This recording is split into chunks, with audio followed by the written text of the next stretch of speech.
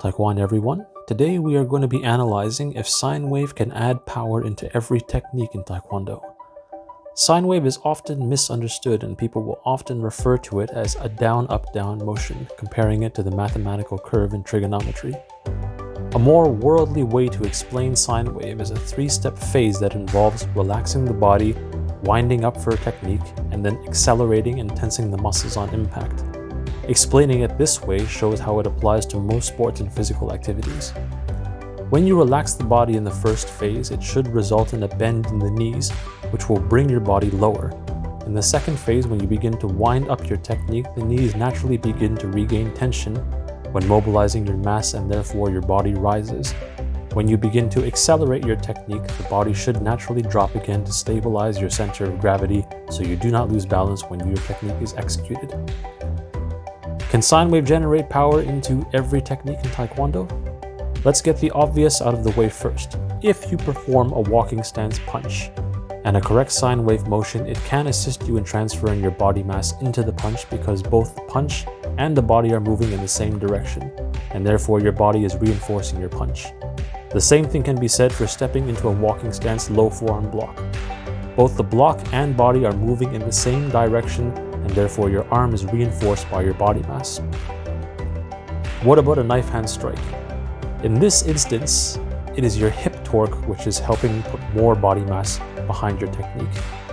This can also be referred to as rotational force.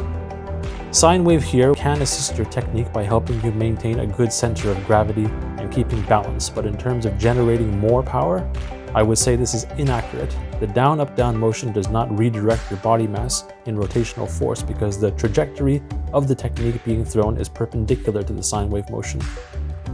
How about a rising forearm block?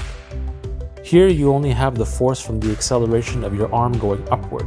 Once again, sine wave can assist you in mobilizing your mass and stabilizing your body, but it will not generate additional force because your body is dropping in the opposite direction of your block when you begin to accelerate your move. Some instructors and grandmasters will assert, once your body finishes the secondary downward motion of the sine wave, that a portion of that force from your body dropping into the ground will somehow redirect back through your body into your attacking tool or your blocking tool. One grandmaster has vehemently defended this theory by stating that biomechanics can prove this. He has done this by demonstrating that the transference of force from down to up when performing a technique mimics that of a bouncing ball. There is a clear flaw in this line of thinking as it conflates Newton's third law of motion, which states that for every action there is an equal reaction. Correct examples of this law would be a skateboarder exerting a force backward in order to propel himself forward. There is a clear action and a clear reaction. The same thing can be said of jumping. One must exert a downward force by pushing off the floor with their feet in order to gain upward momentum to get airborne. Once again, there is a clear action and a clear reaction.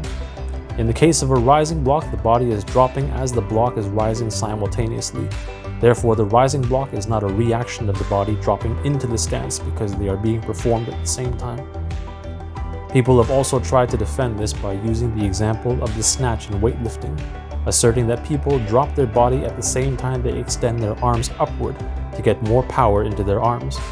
As someone who was not familiar with this technique behind the snatch, I consulted people who do it competitively and asked them about this theory.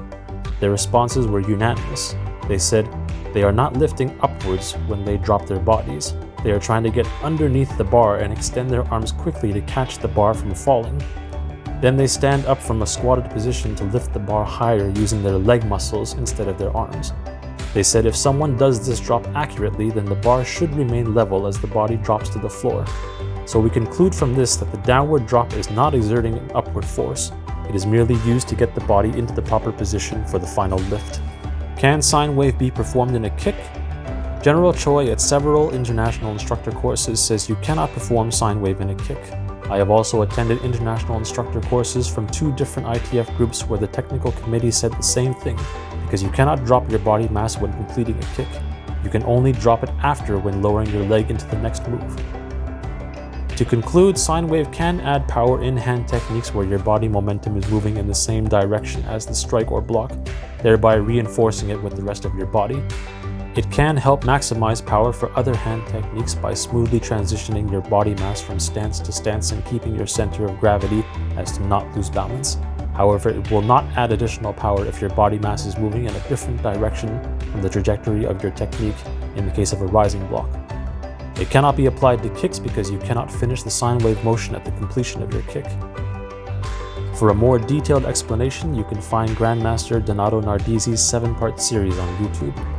I hope you all learned something today, and we'll catch you all in the next video. Taekwon.